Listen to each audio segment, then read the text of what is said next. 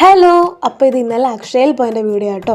നമ്മൾ voter I D എടുക്കാൻ വേണ്ടി പോയതാ. 18 വയസ്സൊക്കെ ആയില്ലേ, അപ്പോൾ ഇനി വോട്ട് ചെയ്യണമെങ്കിൽ വോട്ടർ ഐ ഡി വേണം. സോ അതെടുക്കാൻ വേണ്ടി പോയതിൻ്റെ വീഡിയോ കേട്ടോ.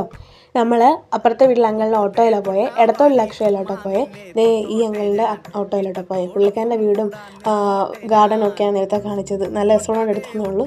പിന്നെ നമ്മൾ എടത്തോൽ അക്ഷയയിൽ പോയി. അവിടെ ചെന്നപ്പോഴത്തേക്ക് അവർ പറഞ്ഞു ഫോട്ടോ വേണമെന്ന്. എൻ്റെ കയ്യിലാണെങ്കിൽ ഫോട്ടോ ഒന്നും ഇല്ലായിരുന്നു. സോ ഫോട്ടോ എടുക്കാൻ വേണ്ടി നമ്മൾ ഫ്രാൻസ് സ്റ്റുഡിയോയിൽ പോയി.